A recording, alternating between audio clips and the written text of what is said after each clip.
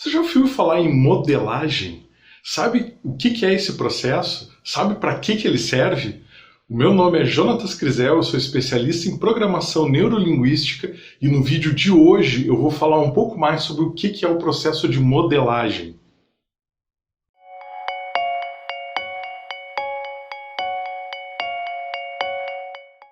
Modelar, segundo o dicionário, significa obter um molde, delinear, moldar ou estabelecer uma orientação ou um exemplo para algo. A raiz dessa palavra vem do latim modus, que significa modo, maneira ou jeito de fazer algo. Embora, tipicamente, essa palavra seja usada para descrever objetos físicos, como um modelo de uma máquina ou de algum artefato, a gente também pode usar para descrever processos.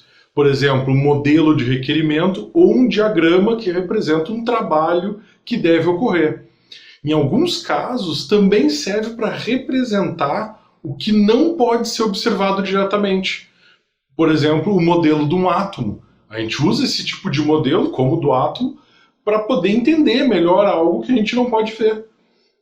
Quando a gente fala de modelar o comportamento humano, a gente está falando de mapear os processos e a ordem que eles ocorrem, que formam a base de algum desempenho do comportamento que a gente quer o modelo. Ou seja, a gente tem um resultado e a gente tem uma sequência de passos para obter.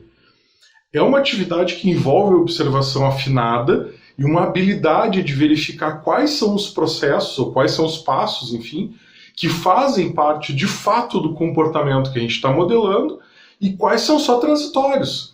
Qual a complexidade que a gente está buscando aqui e como é que a gente segmenta isso segundo uma possibilidade de replicar. O objetivo do processo de modelagem de um comportamento é identificar quais são os elementos que formam o processo geral para a ação que dá o resultado que a gente quer.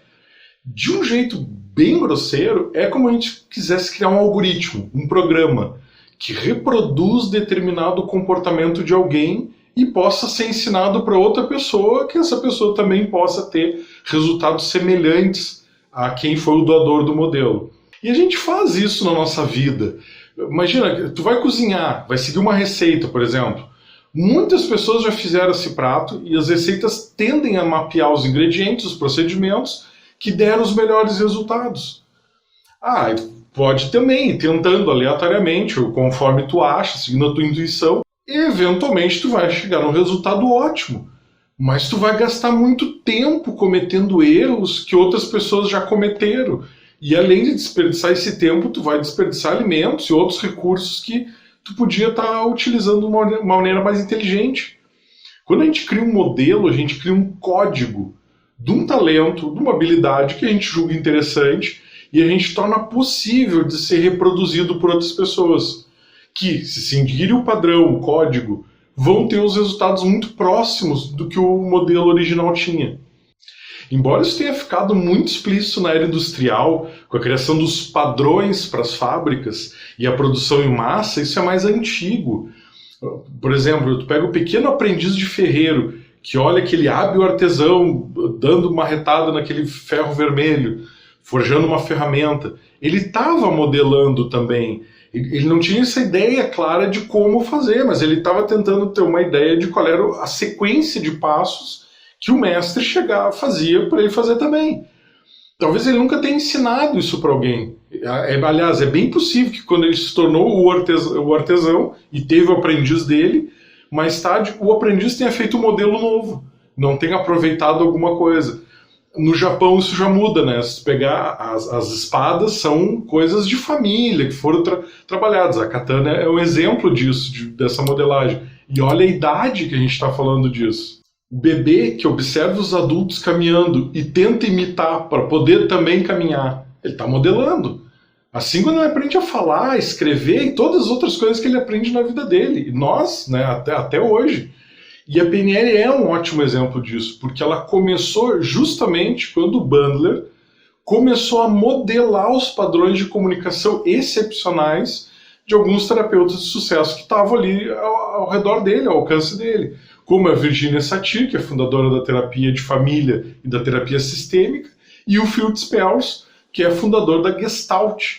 E mais tarde, o John Grinder, o Milton Erickson, o criador da hipnose moderna, enfim, engrossaram o caldo, como a gente diz.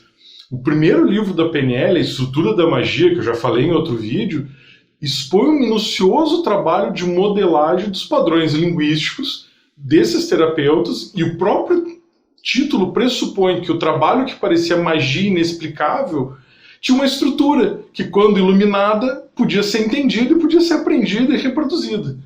A PNL tem um arsenal de modelos de atuação e desenvolveu modos, formas de identificar e descrever os padrões verbais e não verbais de comportamento das pessoas. E aqui eu tenho um aviso: a gente não tem absolutamente nenhuma intenção de ter o modelo certo ou errado do processo de pensamento de ninguém.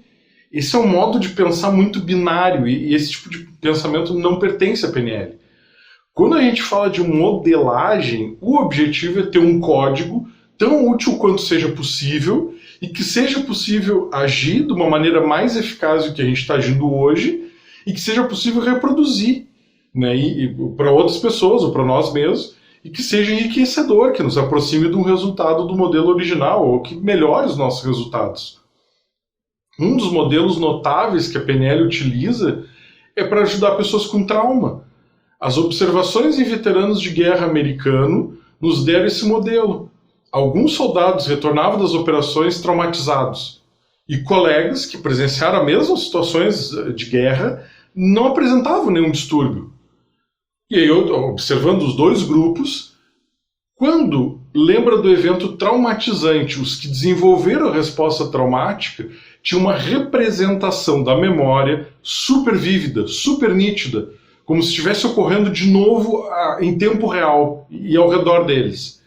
Os veteranos que não tinham essa resposta, que lembravam, mas não gerava nenhuma resposta emocional, tinham uma memória que a gente chama de dissociada. Eles viam como se fosse um filme, a imagem deles passando pela situação, distante. A qualidade não era muito boa.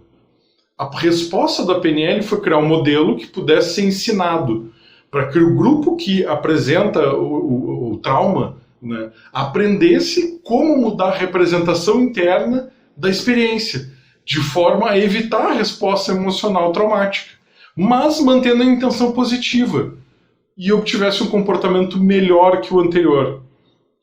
De forma geral, na PNL, a gente não modela comportamentos. O foco está na modelagem das capacidades, que são conhecimentos, estratégias ou estados emocionais, que são estruturas mais profundas dentro da mente, quando a gente compara com tarefas ou procedimentos comportamentais muito específicos. Procedimentos são tipicamente uma sequência de ações, né, os passos que conduzem à realização de uma tarefa particular. As capacidades, entanto, elas têm um apoio para diferentes tipos de tarefas, ou situações ou contextos, como, por exemplo, a capacidade criativa ou a capacidade de comunicação. Eu vou falar sobre capacidades em outro vídeo, porque merece uma atenção especial. E eu espero que tenha gostado desse vídeo. Comenta aqui embaixo o que tu achou, avalia aqui o vídeo, e um grande abraço, até o próximo vídeo.